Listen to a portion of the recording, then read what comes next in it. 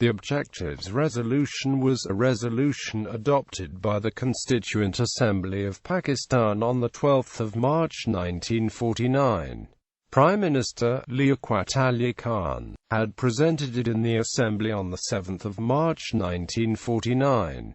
It proclaimed that the future constitution of Pakistan would not be modelled entirely on a European pattern, but on the ideology and democratic faith of Islam. The resolution, in its entirety, has been made part of the Constitution of Pakistan under Article 2. Objectives Resolution. The Pakistani Objectives Resolution proclaimed the following principles. Sovereignty over the entire universe belongs to Allah Almighty alone, and the authority which He has delegated to the state of Pakistan, through its people, for being exercised within the limits prescribed by Him as a sacred trust. This Constituent Assembly representing the people of Pakistan resolves to frame a constitution for the sovereign independent state of Pakistan. The state shall exercise its powers and authority through the chosen representatives of the people. The principles of democracy, freedom, equality, tolerance and social justice,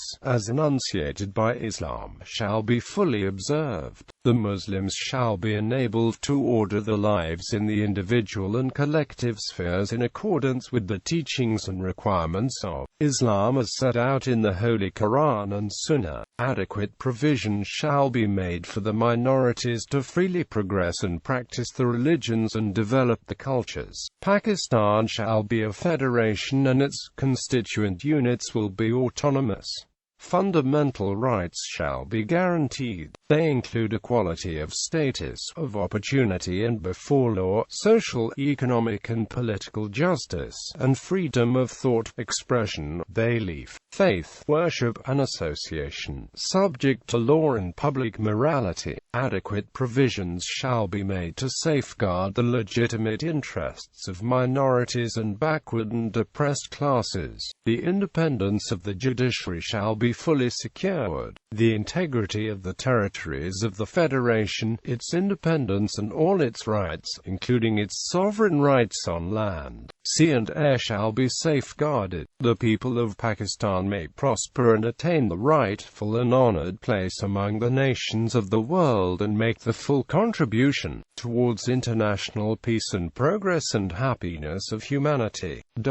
Arguably combining the features of both Western and Islamic democracy, it is considered one of the most important documents in the constitutional history of Pakistan. It was strongly supported by Maulana Shabir Ahmad Osmani, Dr. Ishtiaq Hussain Qureshi, Dri. Omar Hayat Malik, Sadar Abdurrab Nishtar, Noor Ahmad, Begum Shaista Sa'awadi, Ikramullah Muhammad Hussain and others. At the time it was passed, Liaquat Ali Khan called it the most important occasion in the life of this country, next in importance only to the achievement of independence. However, not everyone in Pakistan had such as high praise and unbounded admiration for it. Criticism. The non-Muslim members of the Constituent Assembly vigorously opposed it, and all of them voted against it. Bharat Chandra Mandal said that Jinnah had unequivocally said that Pakistan will be a secular state. Criticizing it in the Constituent Assembly, SRI's Chandra Chattopadhyaya, the leader of the opposition, said on 12 March 1949, "In my conception of state where people of different religion live, there is no place for religion in the state. Its position must be neutral, no bias for any religion.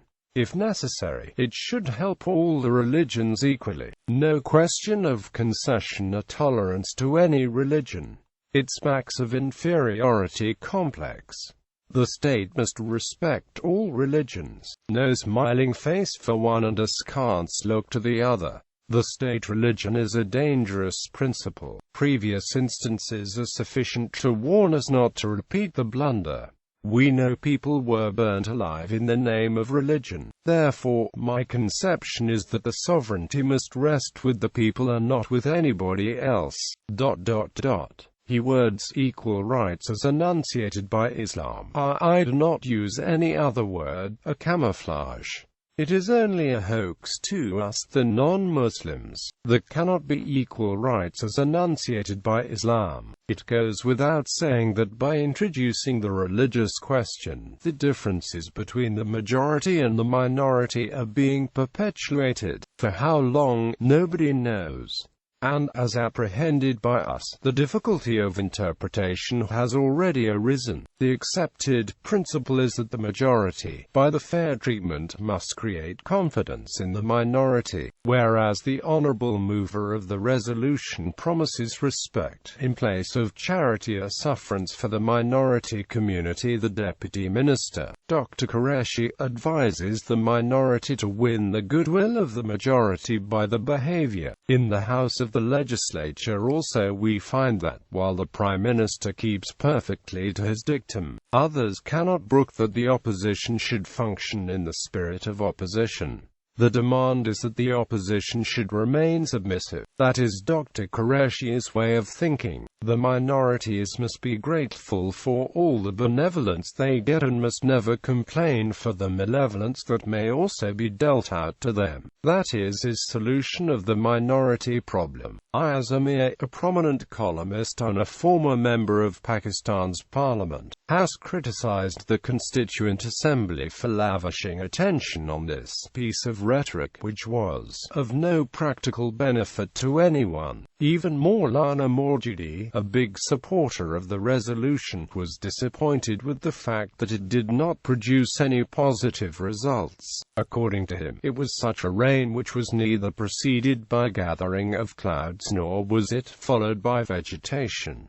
According to Ms. Rubina Saigal, an eminent Pakistani intellectual, Maulana Maududi's theory of divine sovereignty was incorporated into the resolution. According to her, subsequent to the passage of the Objectives Resolution, all of Pakistan's constitutions contained religious provisions and the name of the country was changed from Republic of Pakistan to Islamic Republic of Pakistan. The national debates over the kind of nation, state and society envisaged led to compromises being made with the liberal, secular as well as the religious lobby. As a result, the Constitution of 1973, a consensus document, became riddled with internal contradictions regarding citizenship. For example, Article 25 says that all citizens are equal before law, while Article 2 says that Islam shall be the state religion. When one religion, to the exclusion of all others, is established as the state religion, how can the followers of other religions be equal citizens? And if they cannot be equal citizens, is democracy possible without citizenship equality? The denial of the right of non-Muslim citizens to become the head of state government also violates Article 25, which requires equality before law, is mentioned above. The resolution is included in the annex of the current Constitution of Pakistan by virtue of Article 2A of the Constitution.